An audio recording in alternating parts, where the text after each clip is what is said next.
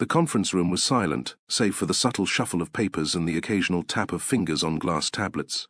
Polished wood stretched the length of the table, framed by high-backed chairs filled with directors in navy and grey.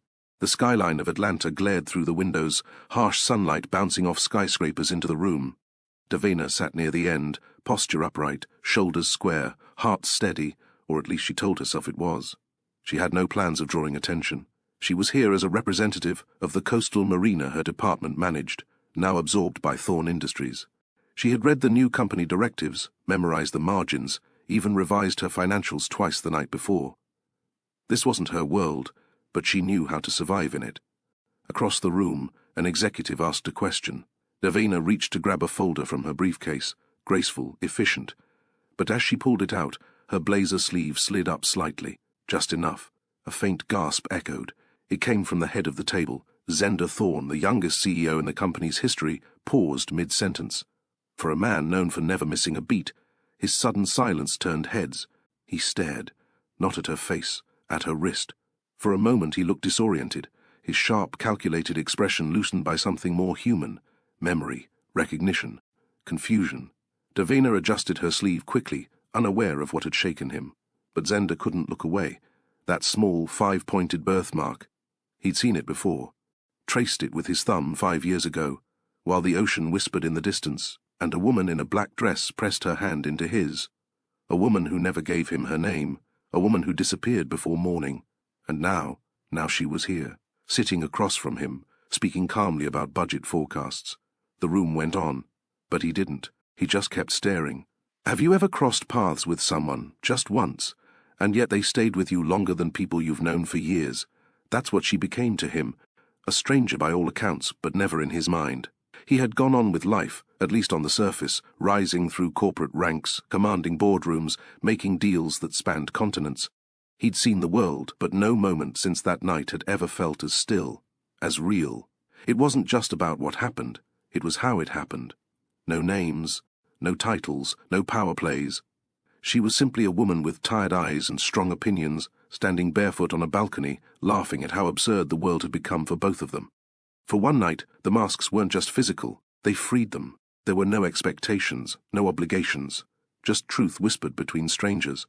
Zender had told himself it didn't matter that she vanished before dawn.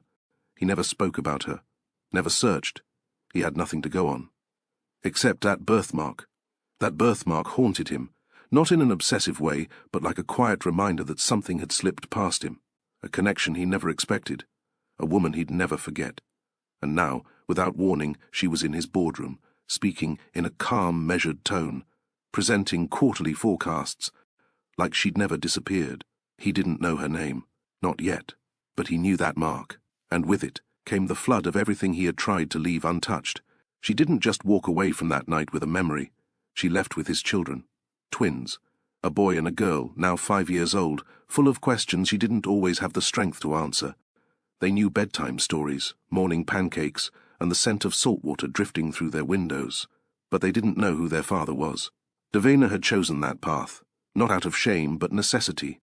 There had been no name, no contact, just a single night inside a world she didn't belong to. So when life began to grow inside her, she didn't chase ghosts. She moved forward, holding on to one truth. Those children deserved a stable home more than they needed a fantasy about someone who didn't even know they existed. She gave them safety, structure, love, and they flourished. But now, here in this sleek, glass-walled conference room, he was less than 15 feet away from her, not as a mystery, but as Zender Thorn, the face of the company that now signed her checks. The man who unknowingly changed the direction of her entire life. And he didn't just remember her, he saw her. And something in his gaze shifted, not just recognition, something deeper. He looked again, and this time, not just at her wrist, he studied her face, her stillness, her hesitation, and when his eyes narrowed slightly, barely a breath of reaction, Davina knew. He didn't have the full truth, not yet, but the pieces had started to fall into place. She didn't panic, she didn't flinch, but her pulse pounded like thunder in her ears. Because what happens when the life she rebuilt collides with the man she never expected to face again, and the children who still had no idea who he was? What do you do when the very truth you buried to protect everything comes back, sitting across from you in a suit? What happens when the man you never planned to see again starts asking questions? Not about business, about you, about the children he never knew existed. What happens when two lives, one built in silence, the other in steel and control, crash into each other with the quiet force of unfinished truth? Because he's not just a CEO, he's their father, and she's not just a woman he once held in the dark. She's the mother of his children. She's the woman who walked away with more than memory. She walked away with his bloodline, his legacy, his second chance at something deeper than power.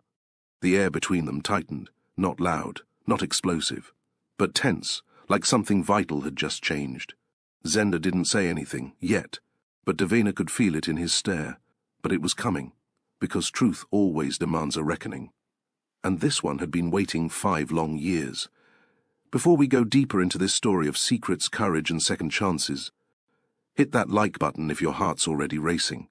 Comment below, what would you do if you were Davina? Share this video with someone who believes in real love.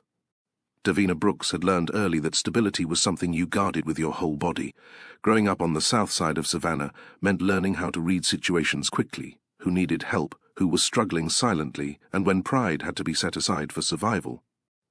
Her family wasn't poor in spirit, but money had always been tight, stretched thin between responsibilities that never paused. Her mother, Clarice Brooks, had once been the backbone of their household. Strong-willed, dependable, and endlessly busy, Clarice ran a small catering business that served church gatherings, weddings, and community events. The kitchen had been the heart of their home, laughter, spices in the air, neighbors dropping by with stories and requests. Then illness arrived without warning.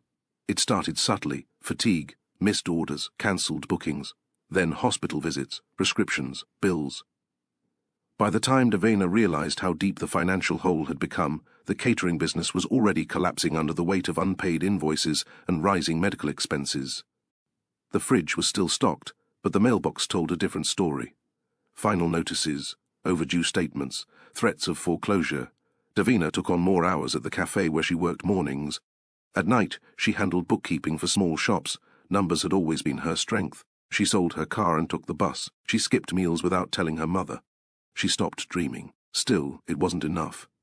Some nights, she sat on the edge of her bed, staring at the wall, listening to her mother cough softly from the next room, wondering how much longer she could keep everything from falling apart.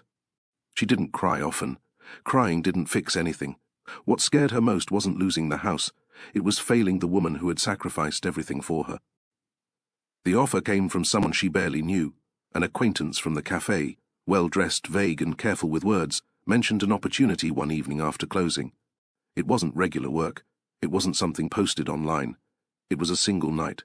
An elite private gala. No phones, no photos, no names exchanged. Masks required. The pay was enough to clear her mother's overdue medical bills and stop the foreclosure process cold. Davina didn't respond immediately. She asked questions instead. Who was hosting it? What kind of event was it? Why the secrecy? The answers were carefully limited. Private donors, wealthy guests, strict privacy agreements. The kind of gathering where discretion mattered more than credentials. It wasn't illegal, it wasn't dangerous, but it wasn't ordinary either. That night, Davina lay awake long after her mother fell asleep. She ran the numbers again in her head, the debts, the bills, the reality. She didn't want shortcuts. But survival doesn't always ask for permission. The next morning she agreed. The estate sat just outside Charleston, tucked behind iron gates and centuries-old trees. The ocean stretched behind it, calm and endless. Davina arrived alone. She was given a simple black dress, elegant, modest, and fitted just enough to feel confident without drawing attention. A silver mask rested in her hands, cool to the touch. Inside, the mansion felt unreal. Marble floors reflected soft lighting. A string quartet played near the grand staircase. Servers moved silently with trays of champagne. Guests spoke in low tones, their identities hidden behind masks of gold, black, and ivory. Davina felt out of place, but not unwelcome. She held herself with quiet confidence, the kind shaped by responsibility, not wealth. She observed more than she spoke, listened more than she laughed, and then she felt it. That sensation of being watched, not in a way that felt invasive, but attentive. She turned. He stood near the balcony doors, taller than most, posture relaxed yet controlled. His mask was plain, His presence wasn't. Their eyes met. Something shifted. They didn't exchange names. They didn't need to. They spoke first about music, then about growing up in different worlds, about pressure, about expectations, about the exhaustion of carrying responsibility alone. He listened, really listened, not distracted, not performing, just present. The conversation drifted naturally, without urgency, as if time had slowed just for them. They stepped onto the balcony together. The ocean breeze carried salt and calm. The city lights glimmered in the distance. What happened between them wasn't reckless. It was human. Two people stepping outside the roles they lived every day. Later, when the night thinned and the music softened, Davina felt something unfamiliar settle in her chest. Connection. But with it came fear. This wasn't her world. Before dawn she dressed quietly. She didn't wake him. She didn't leave a note. She slipped away as the sky began to lighten. She carried nothing with her, except a memory that would change everything. The sky hadn't turned yet. It still held the deep, navy blue of night, the kind of quiet that made you second-guess reality. Davina sat on the edge of the guest room's velvet-lined chaise, her fingers trembling slightly as she slipped off the earrings the organizers had provided. Her dress clung to her skin like a memory she couldn't peel away. She listened, not to noise, but to stillness. From down the hallway came the soft sound of a distant violin, some musician still practicing long after most guests had either left or disappeared into rooms with heavy doors and thicker secrets. Somewhere closer, a soft exhale rose and fell in rhythm. He was still asleep. She should have stayed a little longer, maybe whispered goodbye, maybe waited for the sun. But she couldn't. She stood, quiet and deliberate, her feet cold against the marble tiles as she gathered her things, her purse, her coat. The mask she'd forgotten was still tucked under her arm. Everything about her felt out of place here, in a world of candlelight, silk, and generational power. She looked back once, just once. He was lying sideways on the bed, one arm bent under his head, the sheet draped half over his chest. Peaceful, human, not the kind of man she expected to meet at a masked gala. Not cold, not boastful, just present, attentive. It was easier to walk away when you had no attachment. But this would haunt her if she let it. She moved quickly, silently, down the hallway, past sleeping security. No one stopped her, no one asked questions. By the time she reached the car that had been arranged to return her to Savannah, her hands were shaking harder than before. It wasn't regret, it was something else. Something she couldn't name yet. The driver didn't ask where she'd been. He didn't speak at all. He just drove as instructed, quiet as the world behind her disappeared. By the time the sun finally cracked the horizon, Davina was nearly home. Her mother would be waking up soon. There would be pills to sort, breakfast to make, and a mountain of bills to pretend she didn't see. The night she just lived. It had to stay buried. No names, no trace, no memory strong enough to hold her back from what reality still demanded. But her body already knew something she didn't. Back in Savannah, life resumed, at least on the surface. The moment she walked through the front door, the weight returned. The air inside their small house felt heavier somehow. Her mother was in the kitchen, boiling water for tea. She greeted Davina with a tired smile, her voice hoarse from another restless night. The smell of menthol ointment clung to the hallway. Davina said nothing about where she'd been. She gave a vague answer. Just a long shift. She was tired. Nothing unusual. The days that followed were normal, by every outward appearance. But inside, she felt off balance. She couldn't concentrate. The memory of that night kept flickering into her thoughts at the wrong times, in the middle of filing invoices, while restocking cups at the cafe, even folding laundry. It wasn't about the intimacy. It wasn't even about the man. It was about how she had felt. Safe, listened to, seen. No one had ever looked at her the way he had, like she wasn't just a woman holding her world together, but someone whose thoughts, ideas, laughter actually mattered. She shook the thoughts away, again and again. Still, the tension in her chest wouldn't let go. She was constantly checking her phone, even though she hadn't given her number to anyone that night. Her appetite faded. Her sleep turned restless. One evening, as she stood at the sink, staring at an unopened bill from the hospital, her mother called her name twice before she responded. "You feeling all right, baby?" Davina nodded quickly. "Yeah, just tired." But even she didn't believe it. But something inside her was shifting, and deep down, she already suspected what it might be. It was a Tuesday afternoon when she finally gave in and walked into the small clinic on Jefferson Street. She avoided eye contact with the nurse at the front desk. Her voice was barely above a whisper when she asked for a pregnancy test. She declined the offer to wait for results in the lounge. She wanted to take it home. Alone. The test sat on the bathroom counter for nearly an hour before she found the courage to open it. She followed the instructions, waited, watched. 2 lines. Not 1, 2.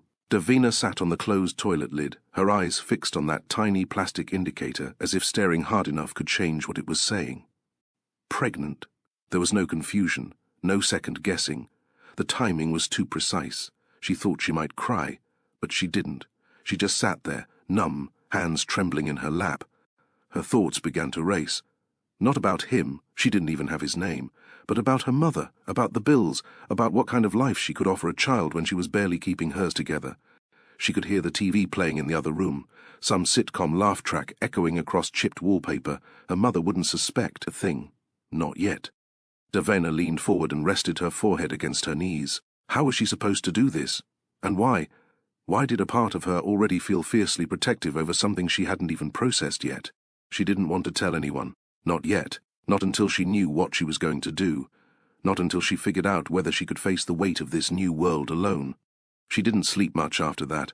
By the end of the week, she had quietly packed a small bag, taken money out of her savings, and made 2 phone calls, one to the manager at the cafe to resign, and the other to a small marina company she'd researched online in North Carolina. They needed a part-time bookkeeper. It wasn't much, but it was far from here. She left a note for her mother, nothing too detailed, just that she needed time and that she'd keep in touch. She boarded a bus early the next morning, no goodbye hugs, no drawn-out explanations. She couldn't risk the questions.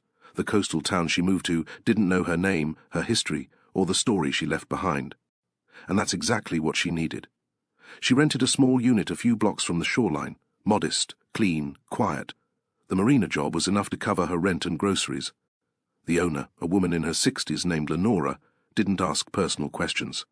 She liked Davina's attention to detail and hired her without hesitation. Davina kept her head down. No social media, no calls to old friends. As her belly began to grow, so did her resolve.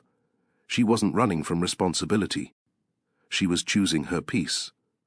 When the twins arrived months later, a boy with wide brown eyes and a girl with her same dimpled cheek, Davina held them close in the delivery room and wept until her body shook.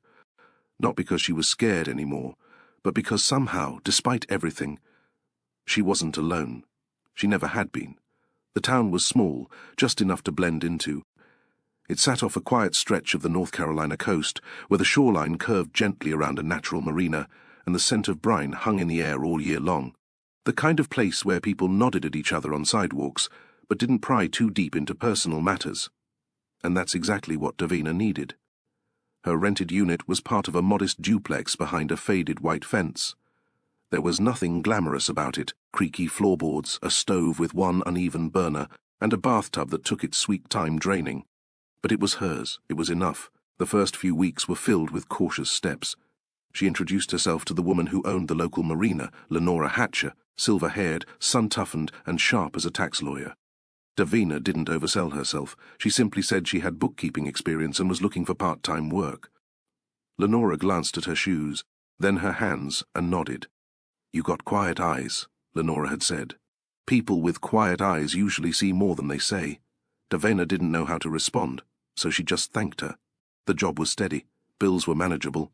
No one asked where she came from or why she had no local references. She worked mornings at the marina office, balancing accounts, filing invoices, and answering the occasional phone call when the front desk was empty. Afternoons, she rested, ate light, walked. Her body was changing. Not dramatically, but certainly enough that the baggy sweaters she'd arrived in no longer masked the curve of her belly. She didn't hide it. She just didn't explain it either. At the local market, the cashier didn't ask questions. At the laundromat, a young mother nodded at her without introducing herself. These small gestures of acceptance gave Davina breathing room, space to exist without expectation. In the quiet moments, usually at night, sitting cross-legged on the second-hand couch with a mug of ginger tea pressed to her lips, she would place her hand on her stomach and wonder. Not about him, not anymore. She didn't know his name, but she remembered his voice. She remembered how it felt to be seen without being judged. Still, she reminded herself daily, that night wasn't her beginning. This was. The life growing inside her deserved peace, and Davina was determined to build it, brick by brick. They came into the world on a rainy evening in early spring. The sky was overcast, thick with clouds that refused to break, as Davina rode in the back of a neighbour's truck to the county hospital. She had gone into labour 2 weeks earlier than expected, but there was no panic in her. Just a strange, focused calm, like a body already knew exactly what to do. The delivery room was plain, no soft music or scented oils, just a nurse with steady hands and a doctor who kept his voice even. Davina gripped the edge of the bed through each contraction, biting back the sound that clawed at her throat. She didn't want to be seen as fragile. After hours of pushing, pain, sweat, and breathless prayers whispered into the cotton pillowcase, they arrived. First a boy, then a girl.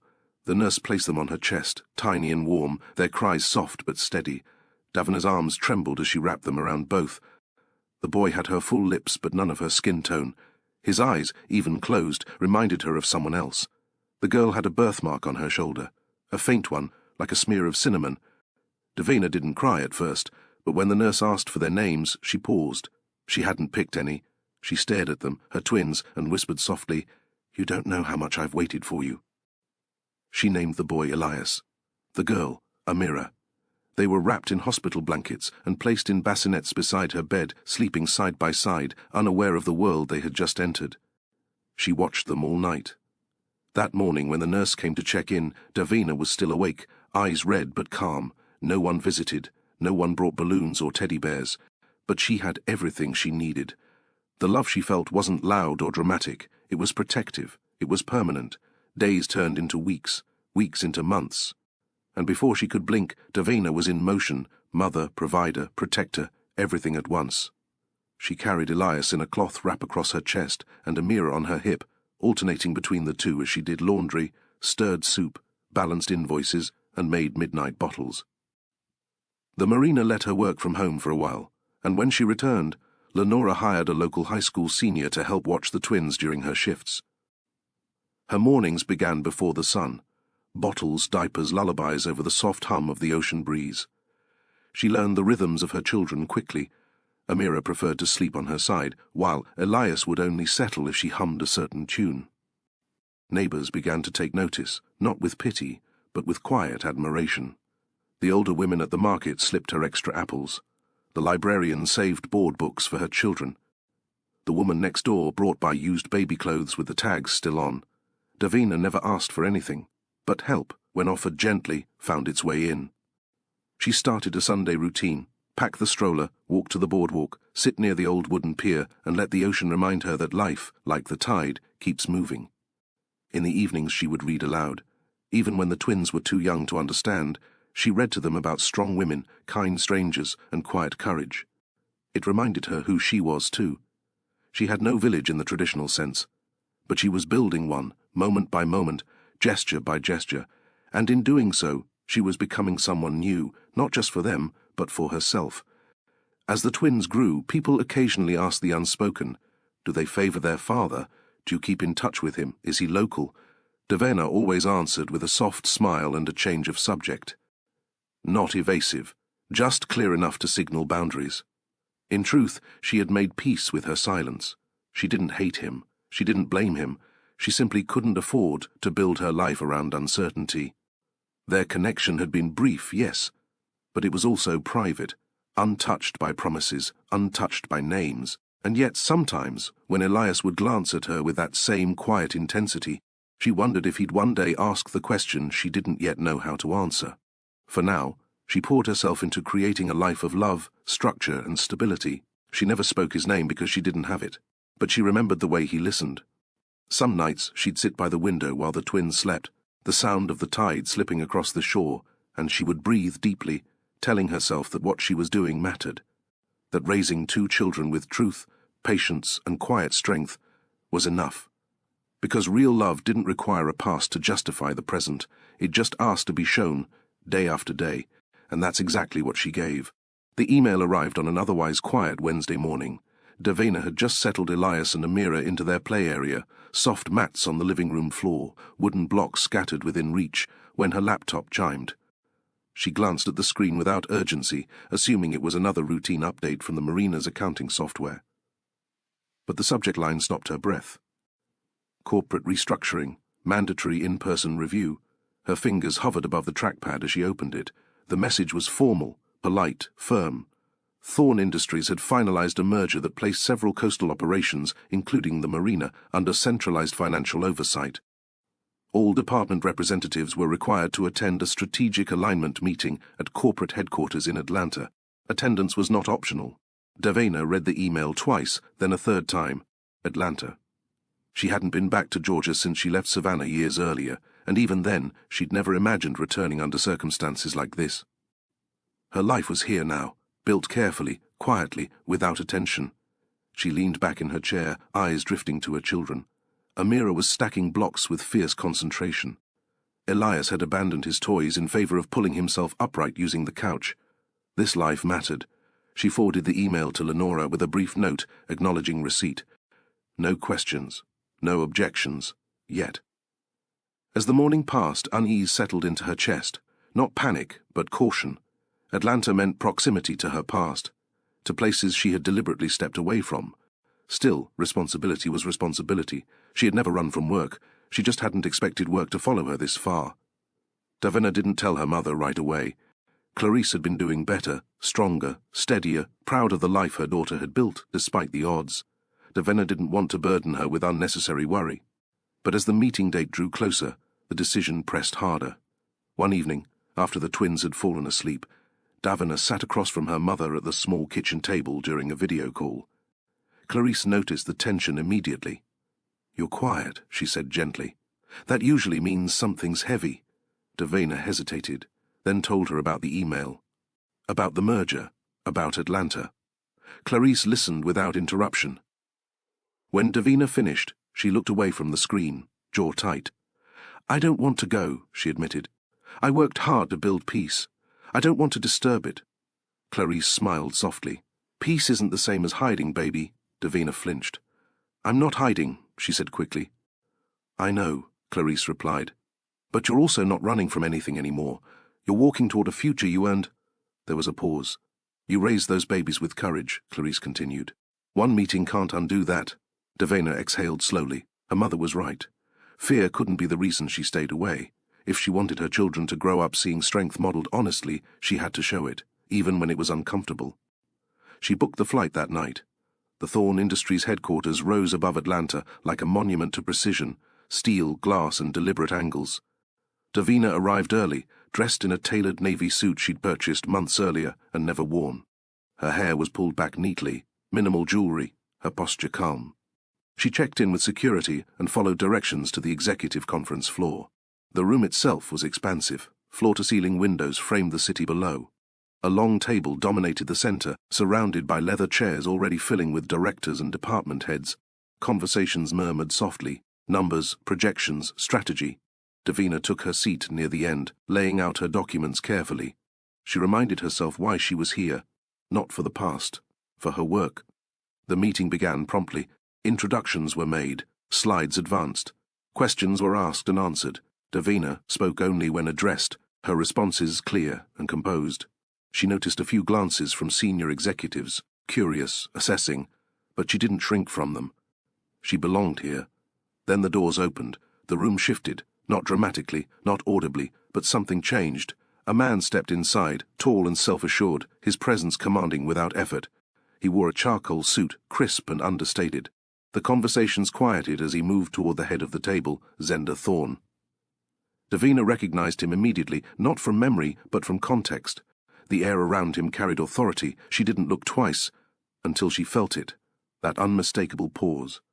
She reached down to retrieve a folder that had slipped from her stack of papers. As she straightened, her sleeve slid back slightly, exposing her wrist. The birthmark. Zenda stopped mid-step. His gaze locked onto her arm. For a split second, the world narrowed.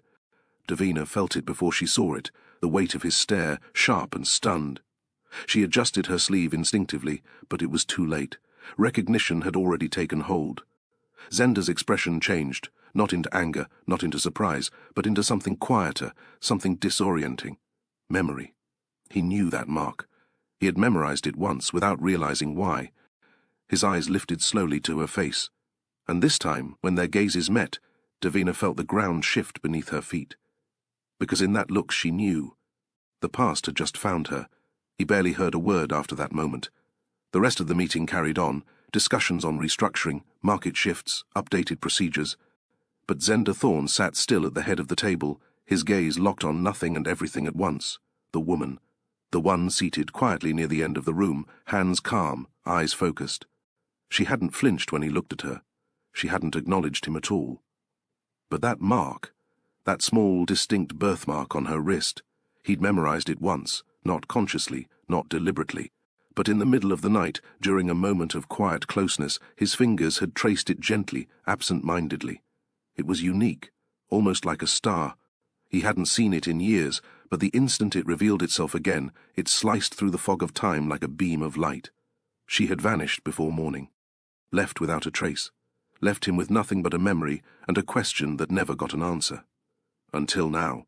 He leaned back slightly in his chair, keeping his expression neutral. The rest of the board continued presenting quarterly targets, none aware of the shift that had just taken place inside him. He didn't interrupt the meeting. That wasn't his way. But something inside his chest tightened. Not panic, not anger, just a sudden certainty that what he thought had been a one-night anomaly was now part of his present.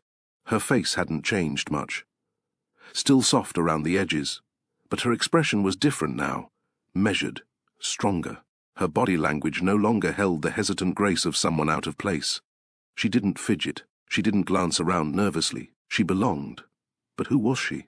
And why had she left without a word? Zenda replayed everything he could remember about that night.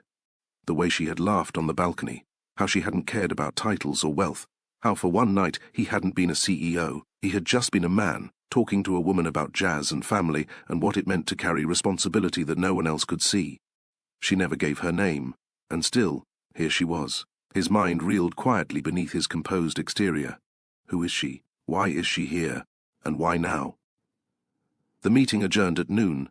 As the room emptied, Zenda remained seated, waiting until everyone else had stepped out, everyone except Davina. She gathered her things with practiced ease, still not glancing his way. That confirmed it. She knew who he was, and she was avoiding him on purpose. Interesting. He didn't approach her. Not yet. Not in a room full of corporate whispers. There were better ways to get answers. Back in his office, Zenda sat at his desk and pulled up the internal directory. It didn't take long. Brooks, Davina, Financial Administrator, Coastal Holdings or Marina Division, based North Carolina region. He opened her file. Standard onboarding, clean references, consistent work history, no red flags, nothing out of place. Except for the dates. She had started with the Marina just over 5 years ago, 2 months after that night. He leaned back, heart pacing now, not from adrenaline, but calculation. 5 years ago. He opened a second tab, requesting archived security footage from the gala event that had taken place at the Charleston estate, a once-a-year donor event with restricted guest lists and confidentiality contracts. No footage existed. He expected as much. That night had been intentionally off-grid, but now he had a name. Davina. He said it aloud, softly. It felt familiar, as if his mind had always known, just hadn't connected the sound to the face. A knock interrupted his thoughts. Tasha, his executive assistant, stepped in. "Sir, you asked for updates on the coastal merger. There's a note, some staff turnover, and an issue with a financial rep at the Marina." He paused. "What issue?" She tilted her head. "No formal complaint, but some of the staff say there's a woman who works there, kind, quiet, keeps to herself, has 2 children." Zenda straightened. "Children?" Tasha nodded. "Twins. About 4, maybe 5. No father listed on any school forms. One of the maintenance guys mentioned they favor someone." Zenda didn't speak. He didn't have to, because he suddenly knew exactly what he needed to do. Back in North Carolina, the Marina was settling into its post-merger routine, but the whispers had started. It began with curiosity. Who was the man in the black SUV with tinted windows who circled the property but never stepped out? Then came speculation. He looked familiar, too clean to be from around here, and finally the casual talk. He asked about Davina. The woman at the front desk didn't mean harm when she said it. She simply mentioned it in passing while pouring her coffee. You know, some man came by 2 days ago, didn't get out of the car, just watched for a while. I think he was looking for her. The young mechanic raised an eyebrow. The quiet one? Yeah. The one with the twins. The one everyone says keeps to herself. She nodded. That's the one. Kids look nothing like her. You ever notice that? Another added, well, she's got her own business. Doesn't talk much. Maybe she's just private. Rumors didn't run wild in a town like this. They ran slow, subtle. But they stuck. And by the end of the week, Davina had heard them too. She didn't ask questions, but she felt the shift in how people greeted her. Not unkind, just cautious. She hated the attention. She had worked too hard to stay out of sight. What they didn't know, couldn't know, was that someone had finally noticed her. Not because she stood out, but because she had once mattered in a night no one was supposed to remember. He arrived just after noon on a Saturday. He didn't send a message, didn't alert her, didn't step out of the car. He parked on the edge of the town near the community garden where families often gathered on weekends. It was open space, easy to see without being seen. And that's where he saw them. 2 children, side by side. The boy was stacking flat stones along the garden path. The girl was pointing at a patch of sunflowers. Both had dark hair, light brown skin, but the boy's eyes, those were his. Zender sat perfectly still in the car, one hand wrapped around the steering wheel, the other clenched at his knee. They were real, not a hunch, not speculation, real. He watched as Davina approached them from the side. She crouched down, adjusted the girl's shoe, then kissed the top of the boy's head. The 3 of them looked whole. He wasn't sure how long he sat there. Long enough to feel something he hadn't expected, not betrayal, not regret, but awe. 5 years ago, she had left without a word. Now he knew why. And for the first time in his adult life, Zender Thorne, the man known for making decisions in seconds, for commanding rooms, for mastering strategy, had no idea what to do next. So he stayed and watched, not as a CEO, not as a man searching for leverage, but as a father who had just found the part of his life he never knew he was missing. The morning air at the marina was cool, tinged with the scent of seaweed and motor oil. Davina moved between office and dock with practiced ease, clipboard in hand, mind on invoices. The twins were at the daycare just a few blocks away, and she had a solid 4 hours to catch up on reports. She didn't notice the black SUV at first. It wasn't unusual for tourists or investors to swing through the lot, especially with rumors of expansion. But something in the stillness made her look up. He was standing just outside the vehicle. Zender. She froze mid-step. He wasn't dressed like a CEO today, no suit, no tie, just a charcoal shirt, sleeves rolled, slacks clean but casual. Still, his presence carried weight. He didn't rush forward. He didn't demand attention. He just waited. She took a breath, set down her clipboard, walked toward him, every step heavier than the last. When they were face to face, the silence stretched. She spoke first. I suppose you didn't come here for a boat tour. He didn't smile, didn't flinch. I needed to see you, he said simply. Davina crossed her arms, not defensively, just to steady herself. So, you came all this way? I had to be sure. Her gaze held his. And now? His jaw tightened. Now I know. Another silence. She waited for the anger, the questions, the accusations, but none came, just that steady, unreadable stare. You disappeared, he said finally. That morning, you were gone. I know. I didn't know your name. You weren't supposed to, she replied quietly. He blinked, absorbing the truth without resistance. I didn't think I'd ever see you again, she added. Not like this. Neither did I. They stood there, the marina bustling softly in the background, the sun beginning to climb. Just the quiet tension of 2 lives that had once touched, now fully reconnected. She led him to the back of the office, a small patio that overlooked the water. 2 chairs sat under an awning. It wasn't a place for clients. It was where she sat sometimes during her break, sipping coffee and watching the tide roll in. Zender took a seat without waiting for an invitation. Davina stayed standing for a moment, then sat across from him. She didn't want to explain herself. But she also didn't want to lie. He deserved that much. I didn't leave because of you, she began. That night wasn't fake. It wasn't meaningless. He nodded, wordless. I left because I didn't belong in that world. I didn't know your name. I didn't have a plan. But I had a sick mother, a pile of bills, and a life to go back to. You could have said something. Would it have changed anything? She asked gently. He paused. I don't know. She looked out at the boats drifting in the distance. When I found out, weeks later, I took the test alone, sat in my bathroom and stared at those 2 lines for over an hour, and the first thought I had was, how do I protect them? Not how do I find him? Not what do I tell people? Just protect. His brow furrowed, but still he didn't interrupt. I didn't know who you were, she continued. By the time I realized I was pregnant, I didn't even know if I could find you again, and truthfully, I didn't try. Why not? Because if you were the kind of man who needed to be found, we would have exchanged names that night. That struck something in him. His silence deepened. I moved here, took the job, raised them the best way I knew how. I didn't keep them from you out of spite. I kept them from noise, from guessing games, from half answers. I gave them love, structure, safety. Her voice didn't break. It stayed calm, grounded. I never expected to see you again, Zenda, and when I did, in that boardroom, I knew everything was about to shift. He exhaled slowly. And now? Davina looked at him, no fear in her gaze. Now you know the truth. He could have stood up and walked away, could have gotten in his car, disappeared like she had once done.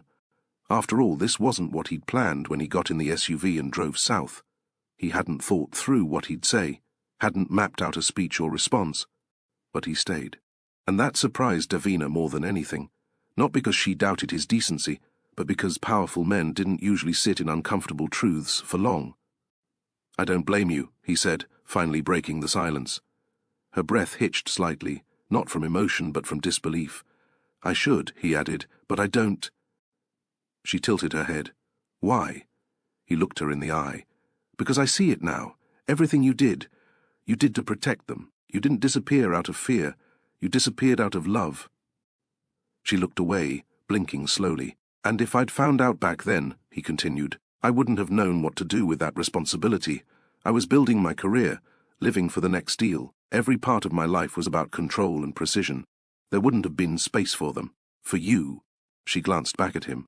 So you're saying this timing is better? He smiled. Just barely. I'm saying maybe the delay was grace. Neither of them spoke for a moment. He rested his elbows on his knees. I want to know them. Her eyes narrowed slightly. Davina watched him. He wasn't performing. There were no dramatics, no promises, just presence. She nodded, slowly. One step at a time. That's all I ask. She arranged it carefully. A community park on a Thursday afternoon, not too crowded, not too quiet. Neutral ground, familiar space. She didn't tell the twins much, just that a visitor was coming, someone she used to know, someone she trusted. Elias was busy lining up toy cars when Zenda arrived. Amira was sitting in the grass with her dolls, rearranging tiny shoes with focused hands. Zenda approached slowly. He didn't call out, didn't rush, just watched. Davina stood by the bench, arms crossed, pulse steady but alert. When he reached her side, she spoke quietly. They don't know your name, or what you are to them. I understand. I want to let them lead. He nodded. She motioned with her chin. Go ahead. Zenda walked over and knelt beside Elias first, lowering himself to the boy's level. Hey there, he said, voice low and even. Elias glanced up, wary but not frightened. I like how you lined up those cars, Zenda added. Very organized. The boy looked at him for a second longer, then returned to his task, but he didn't pull away. Amira looked over, curious. She wandered closer, clutching her doll, sizing up the new face. Zenda smiled. Is that your doll's backpack? She nodded. What's inside? She held it up silently. He gently unzipped it, revealing a tiny plastic comb and folded tissue. That's smart. Never know when you need a tissue. She giggled softly. Davina watched from a distance, arms loose now. No one had told them this man was their father. And yet, something about him didn't feel foreign to them. Not entirely. For the first time in his life, Zenda Thorne had to balance quarterly earnings with snack time. Monday through Friday he still operated like the CEO everyone feared and admired, sharp, calculated, unflinching. The office buzzed with his presence. Meetings still started on time, strategies rolled forward. His decisions continued to shape markets, but his weekends, those had changed.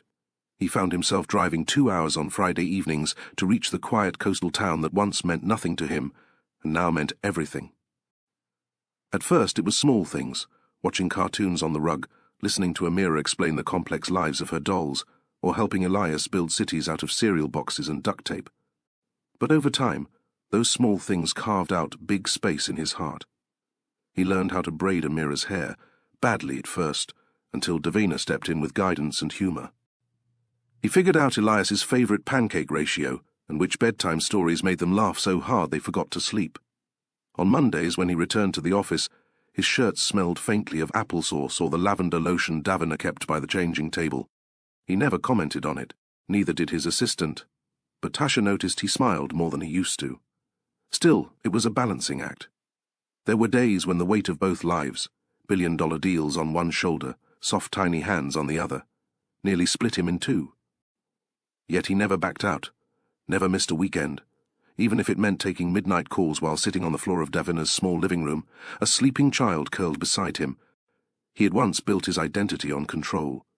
Now, his world felt anchored by two children who didn't know anything about profit margins, but knew how to make him feel like a man, not just a name. And Davina? She watched him adapt with careful eyes.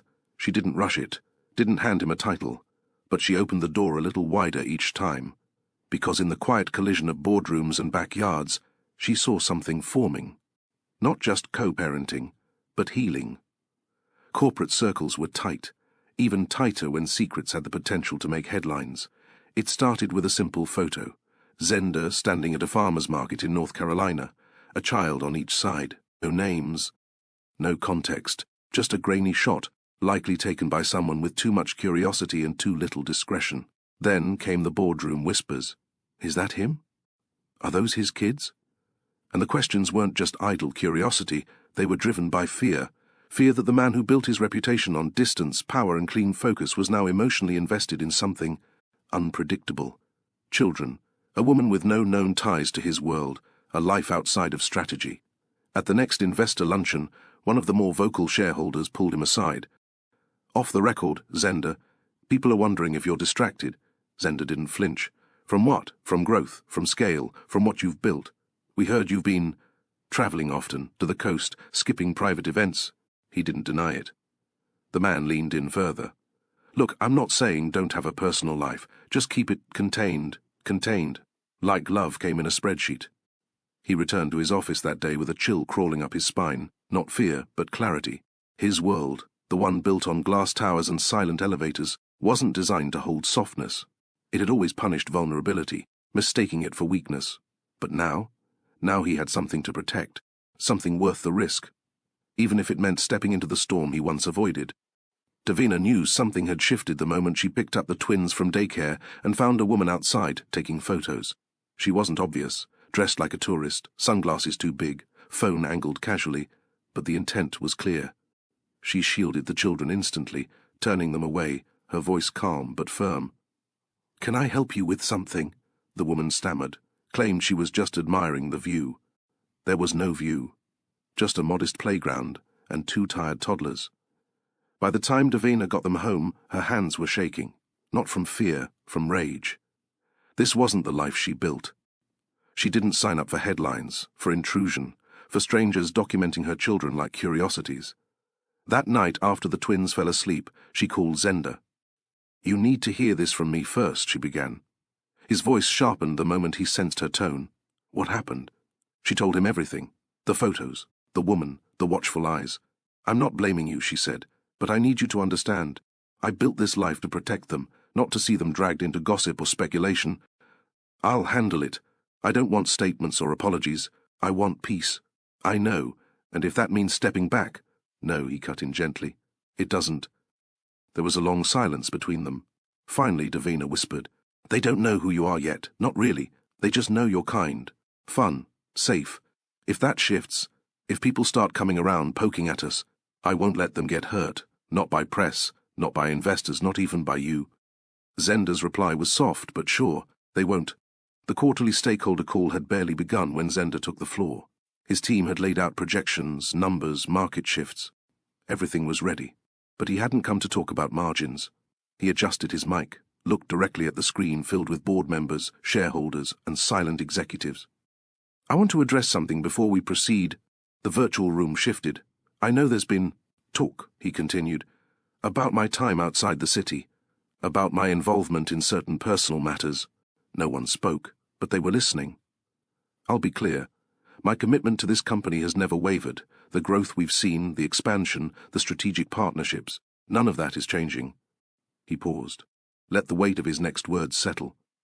But I've also come to understand that leadership doesn't mean absence, it doesn't mean detachment, and it certainly doesn't mean sacrificing humanity for the sake of optics. Some brows raised. I'm a father, he said plainly. I have 2 children, and yes, I spend time with them, with their mother. I make no apologies for that. A few faces turned stiff.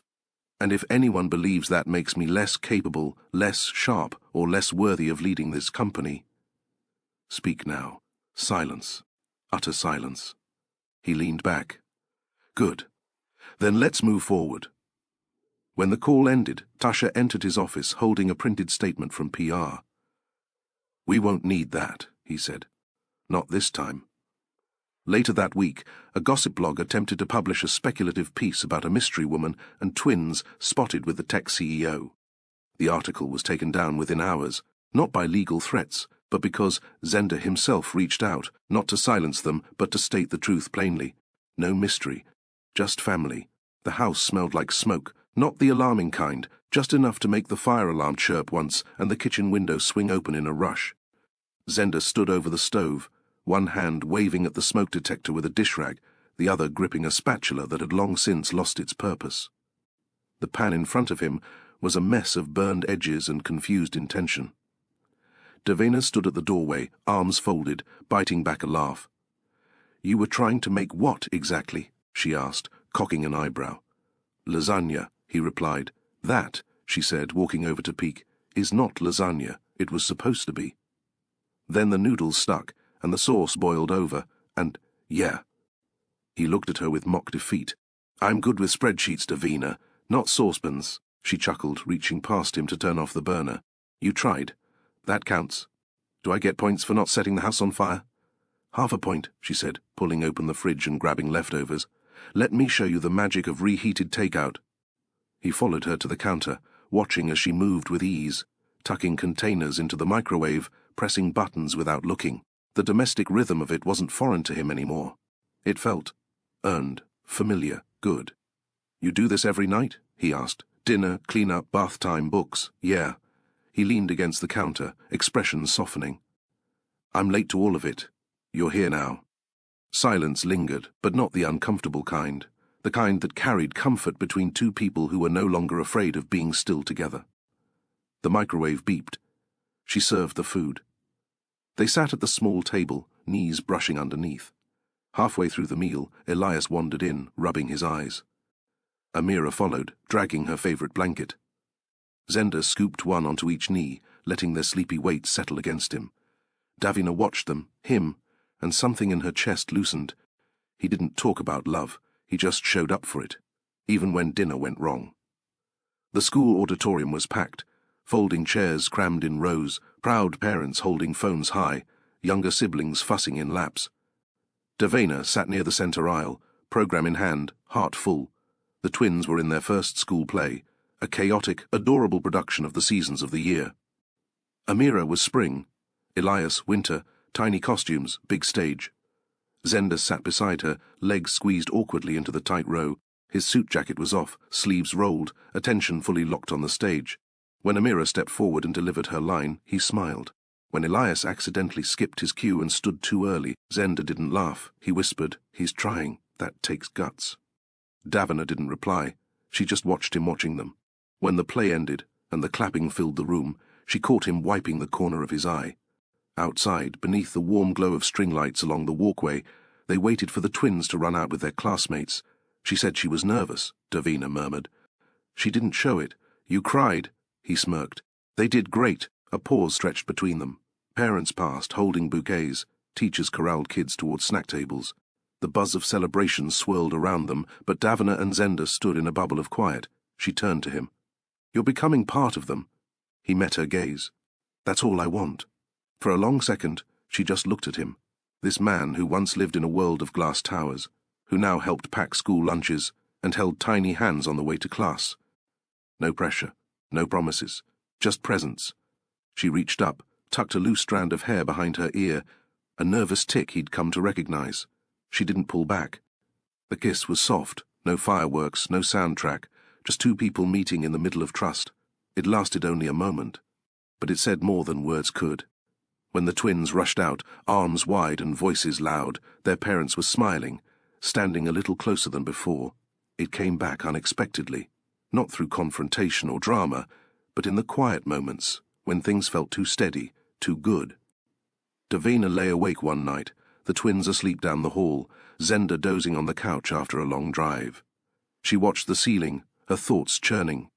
She had built this life from nothing, from hospital forms and overdue bills, from baby monitors and second-hand cribs, from nights of rationed meals and whispered prayers. And now, here he was, a man with power, wealth, choices, folding laundry beside her and falling asleep with a doll tucked beside his knee. She trusted him more than she wanted to admit. But fear didn't always respond to logic. What if he grew tired? What if his board pushed harder? He always did, just tired. You sure? She hesitated, then spoke, soft and direct. You don't have to stay. He set his mug down. I know that, you have a life, a whole company. This isn't your world, Zenda. It is now. But what if? He reached across, took her hand gently. I'm not here because it's easy. I'm here because it's mine too. Them. You. This. She didn't cry. And slowly, it came down. The news broke quietly. No press release, no fanfare, just a discreet internal memo circulated across Thorne Industries. Effective immediately, Chief Executive Officer Zenda Thorne will transition to a reduced role for the next fiscal quarter. Operations will be overseen by the current CFO and senior team. The board was stunned. He didn't step down, he stepped aside, to be present, to parent, to love. It was the most uncharacteristic move of his career, but for him it was the clearest decision he had ever made. Davina found out on a Thursday. The twins were playing tag in the backyard. Zenda was helping her hang string lights above the patio when her phone buzzed. She read the message twice, then turned to him, stunned. You stepped back? I delegated, he corrected. You built that company from scratch. He shrugged. And I'll be back. But right now, I want to be here. For first bike rides, for scraped knees, for pancakes. She stared at him, still processing. You didn't need to do that, she whispered. I did. Why? He set down the spool of lights, walked over, took both her hands in his. For once, she didn't fight it. She let herself believe it. Not because of words, but because he chose her, publicly, privately, fully. And for the first time in a long, long time, she felt safe loving someone back. It started with a blurry photo taken outside a school auditorium. One camera flash, one careless moment. That's all it took. The headline read, Tech CEO Zenda Vance attends school play with mysterious black woman and kids. The article barely tried to hide its curiosity.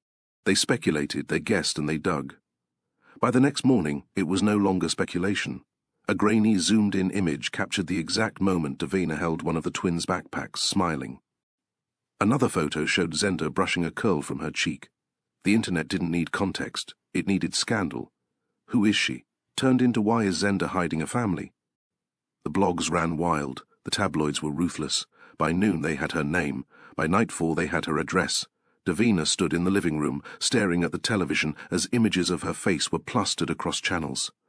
News vans were parked outside their small bungalow in the quiet Texas suburb. The sound of camera shutters echoed every time someone approached their gate. She reached for the remote to turn it off, but her hand trembled. Zenda arrived minutes later, his face drawn, tie loosened. He had seen it too. The glare in his eyes wasn't embarrassment, it was fury. They crossed a line, he muttered, tossing his phone onto the couch. They're harassing you and the kids. She didn't speak immediately. She watched the twins in the kitchen, giggling over juice boxes, blissfully unaware of the storm brewing outside. This is why I never wanted to be found, she said softly. This world. It doesn't know how to leave people like me alone. Zenda walked over and took her hand. We'll fix this. I promise you, Davina. You're not in this alone. But as the flashbulbs flickered through the curtains, Davina wasn't so sure. The next morning, Davina sat alone at the park bench near the twins' school, hood up, sunglasses on. She had dropped them off early, trying to avoid the cameras, but one had still followed. She'd lost him by ducking into the bakery behind the school, heart pounding, hands sweaty. It was déjà vu. She'd been here before, running, hiding. Only now the stakes were higher. It wasn't just her anymore. Back at the house, she sipped lukewarm tea, barely tasting it. Zenda was on another phone call. PR, legal team, reputation managers. They wanted a controlled narrative. They wanted her to sit for an interview, smile, and spin the story. No, she said firmly when he brought it up. Zenda sighed. It's just one sit down. You talk to them, show your side, and they'll back off. I'm not some brand, she snapped. I'm a mother. The silence that followed was sharp. Then, slowly, she asked the question that had been eating at her. Do you think I should leave again? Zenda froze. His knuckles went white against the counter. You're asking if I think you should vanish with our kids, again? I'm asking if I'm ruining their peace by staying. The pause between them stretched longer than it should have. She looked down at her fingers, at the ring he hadn't given her, at the life they still hadn't named. He walked over, crouched beside her, and said, You're not the problem. The world is... She didn't reply. But inside the thought sat heavy. What if leaving again was the only way to protect the life she had rebuilt? That evening, the twins came home unusually quiet. No shouts, no backpack tossing. No, Mummy, guess what happened? Davina noticed it instantly. Her heart clenched. At dinner, Alvina poked her macaroni while her brother picked at his chicken nuggets. Are you two okay? Davina asked, trying to keep her voice light. Someone at school said Daddy doesn't live with us because he doesn't want to, Alvina mumbled. Davina blinked. What? Arlo added. They said rich dads don't stay with poor moms. Is that true? Davina stood frozen, her mouth open but no words came. Zenda, who had just walked in from a call, overheard it and stepped forward. That's not true, he said gently. Not even a little. Arlo looked up. Then why don't you stay? It was the question neither of them had been ready to face, not from the world, and especially not from the ones who mattered most. Zenda sat down between them. I didn't know you were mine for a long time, he said carefully, and once I did, I've been trying to fix that, trying to stay as much as I can. Why don't you sleep here? Alvina pressed. Zenda's eyes met Davina's. She nodded quietly, two little heads nodded. Then I'll talk to your mum about it. But know this, nothing could make me leave again. Not unless she tells me to. Later that night, Davina sat in bed, staring at the ceiling. The kids' voices echoed in her head. Why can't he stay? It wasn't just about the scandal anymore. It was about a family, one that deserved to be whole. By the weekend, the news cycle had only intensified. A rival CEO leaked anonymous claims about Zenda's personal entanglements, hoping to stir unrest at the next board vote. Investors buzzed. Davina's name trended, for all the wrong reasons. But Davina didn't pack a bag this time. She didn't call a cab in the middle of the night or erase her tracks. She baked cookies with the twins. She helped Arlo build a Lego skyscraper. She fixed Alvina's hair with pink ribbons for picture day. And she stayed. Zenda came home late that Sunday, tension written all over his face. I can't keep them from twisting this into something it's not, he admitted. They're using you to paint me as reckless. She handed him a glass of lemonade. I'm not leaving, she said quietly. His eyes met hers. I'm tired of running, she added, tired of acting like I don't deserve a life just because it's not tidy and filtered. They can talk, they can twist. But I won't uproot my children again just to protect some man's ego in a boardroom. Zenda stepped closer, moved by her calm, her clarity. You're not just staying for them, are you? She looked up, eyes steady. No, I'm staying for me. It was the first time she had said it out loud, the first time she stood still, and felt strong doing it. Outside, the cameras might never stop flashing, but inside this home, this imperfect, defiant, healing home, Davina had chosen not to live in fear anymore. She chose peace, she chose love, and she chose to stay. The sun was tender on their skin, not scorching, just a golden warmth that made the moment feel suspended between dream and reality. Davina held her breath for a second, watching the twins race toward the shoreline with Zenda trailing close behind, cargo shorts wet to his knees as he chased after them, a rare boyish grin lighting his face. For the first time, they weren't hiding, no rented cabins, no disguises, no security escort tiptoeing around, just the four of them on a quiet stretch of beach off the coast of Wilmington, handpicked by Davina for its calm tides and family-friendly air. The twins had insisted on building the biggest sandcastle North Carolina had ever seen, and Davina hadn't the heart to say no. Zenda, who once built empires from conference rooms, now crouched next to Alani and Xavier with a plastic shovel in hand. No assistant in sight. Davina spread the blanket, trying to ground herself in the simplicity of it all. Was this what peace looked like? No looming media stories. No weighty questions about legacy. No self-doubt clouding every smile. Just her children laughing, and the man she once thought she'd never see again splashing in the ocean like an overgrown kid. He caught her staring. "You planning to charge me for that look?" he teased, walking toward her with Alani slung over one shoulder and a crab bucket in the other. She laughed, pulling out snacks from the cooler. "Depends. Do you still own that private island in the Bahamas?" Zenda grinned. "Maybe. But today, I'd trade it all just to keep watching you like this." She rolled her eyes but didn't stop smiling. As evening fell and the sun sank into the waves, they lit a small fire pit and roasted marshmallows. The kids curled between them, exhausted and sticky with joy. The hush of the waves, the warmth of the fire, and the intimacy of shared silence wrapped around them like a promise. This wasn't luxury. This was life. The real kind. And they were finally living it together. Zenda had never been good at simplicity. He was the man of tailored proposals, corporate jets, press releases, and rings worth enough to make the ground tremble. But tonight, he left the sparkle behind. They were back at the rented beach house, a modest but cozy home that smelled like lavender and driftwood. The twins were upstairs, asleep under a roof that had heard laughter, not arguments. Davina was in the kitchen, her hair slightly damp from the post-beach shower, wearing one of his old shirts like she'd always belonged there. He watched her from the hallway for a moment, no makeup, barefoot, humming as she rinsed the kids' cups in the sink. That image struck him harder than any gala red carpet ever had. This was the moment. "Hey," he said, clearing his throat. She turned, brows lifted. "Yeah?" He reached into his back pocket, not for a ring, but a folded piece of paper, worn from hours of being gripped and re-gripped in his hand. He didn't get down on one knee. He stepped closer instead, until there was no space between them but breath and heartbeat. "I'm not asking you to marry me with diamonds, press, or staged romance," he said quietly. "I'm asking you for your today, your real, your hard days, your soft mornings.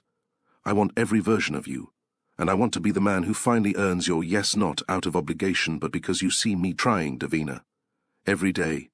He unfolded the paper. It was a list. No titles, just bullet points. Pick up kids from school, learn to braid Alani's hair, attend parent-to-teacher conferences. Sunday pancakes, Davina's recipe only. Hold your hand when you're overthinking. Davina blinked, mouth slightly parted. "I'm not proposing a wedding," he whispered. "I'm proposing a life." Her hand trembled as it reached for the list, and for the first time since they met, she didn't feel like someone's secret or a business footnote. Tears didn't fall immediately. They sat in her eyes like ocean water pulled by the tide, held back, unsure whether to retreat or rush forward. Zenda was still standing there, vulnerability naked in his posture, waiting, not for her to say yes, but for her to believe she could. Davina looked at the paper again. The list wasn't perfect. It had water stains and one misspelled word, but it was the most honest thing he'd ever given her. No branding, no PR polish. "I've spent years learning how to live without you," she said softly, "and when I saw you again, I was terrified." He nodded, lips tight. "But I watched how you treat Xavier, how you let Alani braid your hair and didn't flinch. I watched how you didn't try to buy their love. You earned it." Her voice cracked. "I don't need a mansion or a title. I need a man who sees all my broken and still stays." Zenda's breath hitched. She stepped forward, wrapping her arms around his waist, head resting against his chest. "You're not perfect. God knows I'm not. But if you're asking me for this messy, flawed, beautiful thing we're building—" She looked up, eyes clear. "My answer is yes. No ring, no kneeling, just two people saying yes to truth, to growth, to an imperfect kind of forever." The press conference wasn't flashy. Just a last-minute setup at a community hall near downtown Raleigh. No paid influencers, no designer gowns, but every seat was filled.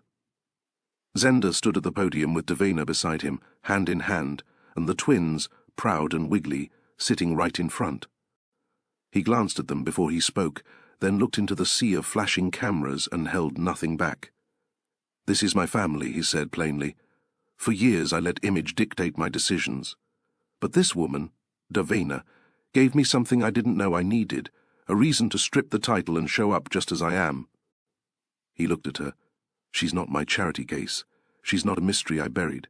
She's my partner. And those kids? They're not a scandal. They're my greatest success. Some gasped. Others stood. And in the whirlwind of headlines that followed, one story rose above all. CEO steps down for love. Announces family first. Zender didn't step down from his company in shame. He restructured it, naming a new COO and transitioning to part-time board oversight. For the first time, he wasn't running from truth or chasing damage control. He was walking toward peace, with his hands full of the only thing that had ever truly mattered. As the family walked off stage, the twins holding their hands and reporters shouting questions, Zender leaned into Davina. "We're not running anymore," he whispered. She squeezed his hand. "We're home." And this time, no one could take it from them. The sound of crashing waves and the scent of salt hung in the air as Davina helped her twins into their colourful swimwear. It was the first weekend in a long time where things didn't feel temporary or borrowed. No hiding, no whispers. Just the ocean, a rented beach house, and their new version of normal. Zender had suggested it a week earlier. A quiet beach weekend to disconnect from the noise and reconnect with what mattered. He didn't book a luxury resort or bring any security detail. He drove the kids himself, packed the snacks, even got sunscreen smeared on his cheeks by his daughter. It was the kind of normal Davina never thought she'd see him chase. "Mommy, look!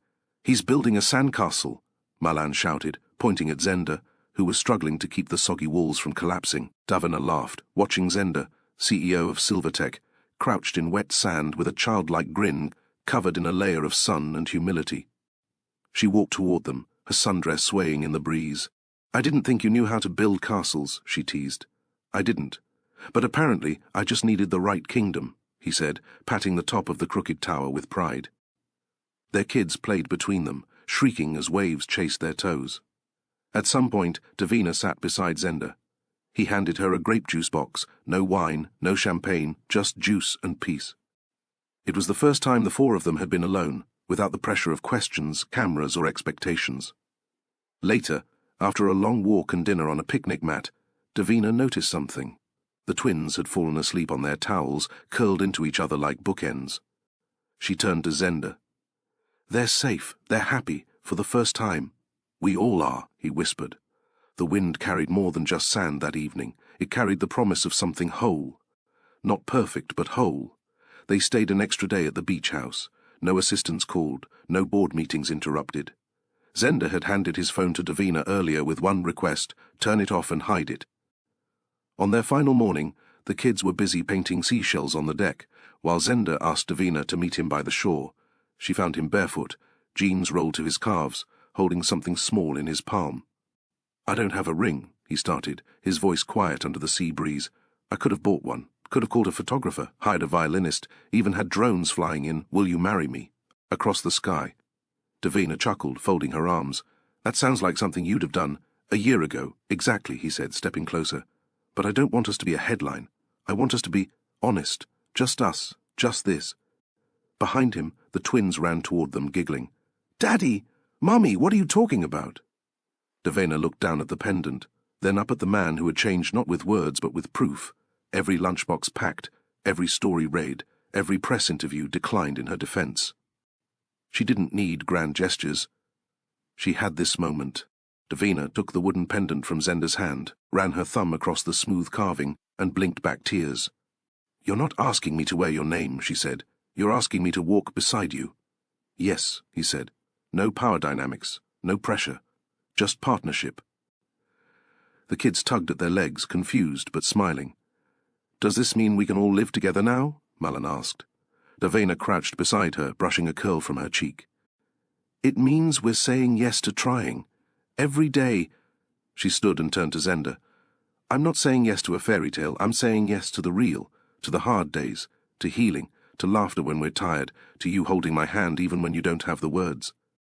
He nodded, eyes wet. "Yes," she said finally. The children screamed in celebration, wrapping their arms around both parents' legs. Davina's laughter mixed with theirs, free and grounded at the same time.